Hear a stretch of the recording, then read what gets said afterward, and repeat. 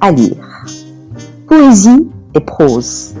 Un moment d'évasion, une incartade, une pause. Des poèmes suspendus entre l'éveil et le sommeil. Des désirs, des soupirs, des récriminations, des revendications et le plaisir de partager avec vous. Une émission préparée et présentée par Sana El Falah et réalisée par Siham Fadli.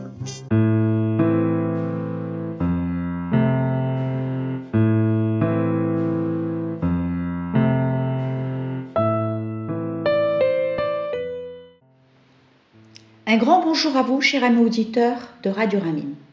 J'espère que vous allez bien en ces temps troubles, difficiles. Mon sujet d'aujourd'hui est un sujet d'actualité et j'aurais aimé parler d'autre chose. Mais il s'impose, il s'accroche et refuse d'abdiquer. Il a plusieurs noms et est à l'origine d'un véritable chamboulement dans nos vies, un bouleversement total dans la vie de chaque être humain. Le ou la Covid, un ennemi minuscule, microscopique. Il est là, devant nos portes, et on n'en veut pas. Il est là, oui, là dehors. Il suffit de tourner la poignée de la porte pour le rencontrer. Et si on n'y prend pas garde, on pourrait le contracter. Il est à chaque coin de rue. Il est sur les mains des badauds, collé à leurs cheveux, à leurs vestes. Il est sur le coin de leurs lèvres. Il est sur toutes les lèvres. Tout le monde en parle. Tout le monde l'appréhende et pour cause. Les victimes sont nombreuses. Des victimes effectives, mais également des victimes latentes.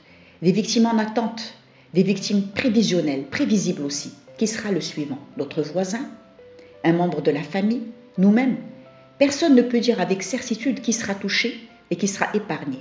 Mais par contre, ce qui est sûr, c'est que les mesures d'hygiène combinées avec la distanciation sociale et le port du masque sont pour le moment le moyen le plus sûr pour se protéger. La prudence, mes amis, la vigilance sont désormais de mise. La rigueur pour s'adapter à cette nouvelle vie imposée. La nécessité de s'armer des gestes réflexes pour permettre une forme de viabilité. On n'a pas le choix.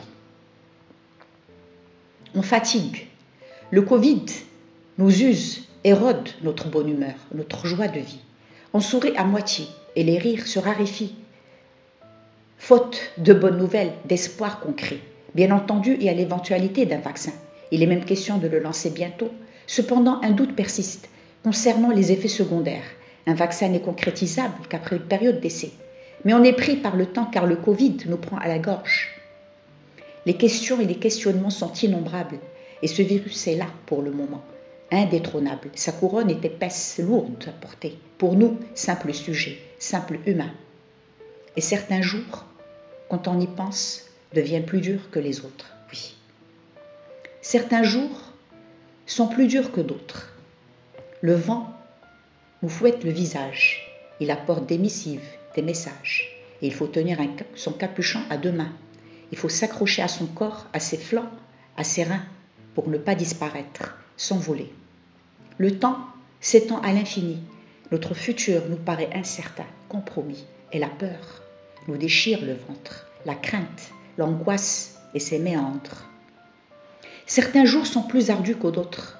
Il faut entrer en soi et fouiller. Creuser profondément avec les doigts, quitte à se souiller, et chercher l'oiseau qui se débat, ramasser son corps qui a volé en éclats, et le rassurer, se rassurer, lui dire, se dire, que l'ennemi couronné est juste de passage, que l'isolement imposé n'est pas un exil, mais une ouverture vers d'autres rivages. Le rassurer, se rassurer et espérer. Qu'arrivera-t-il dans quelques mois, quelques années? Serions-nous encore vivants, morts ou toujours condamnés? Une nouvelle ère commence, une nouvelle vision du monde s'annonce. Serions-nous capables de vivre sans faillir, renoncer? Serions-nous à la hauteur de nos nouvelles pensées? Qu'arrivera-t-il à nos enfants? Survivrons-nous assez longtemps pour les accompagner aux aéroports, aux gares, pour les serrer dans nos bras quand sévira le cauchemar? Ce mal, dit-on, est récurrent, saisonnier, et prend plaisir à nous brûler les paupières avec un tisonnier. Qu'arrivera-t-il à nos besoins, nos habitudes? Comment faire face et garder notre foi, notre certitude? Sa couronne est sertie de pics assassins. Il sévit partout, tout près et même lointain. Une introspection s'impose, une évolution, une pause, une révolution en vers, en prose. Combattre à domicile. Garder les yeux éveillés, alertes, sans bouger un cil, s'isoler pour mieux se retrouver, pour l'empêcher de faire son nid, au milieu de nos lits pour couver, couper les maillons transmetteurs, briser la chaîne de ce monstre prédateur et attendre que cela passe, attendre que la science s'active et se surpasse, oui attendre, garder espoir et attendre, sourire malgré le masque et se souvenir que les vrais sourires proviennent des yeux.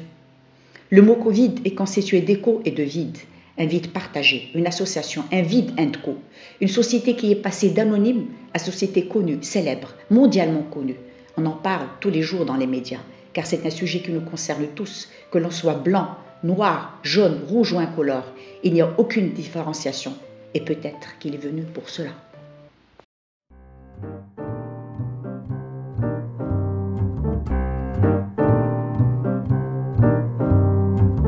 C'était Délire à lire, une émission préparée et présentée par Sana El Falah et réalisée par Siham Fadli.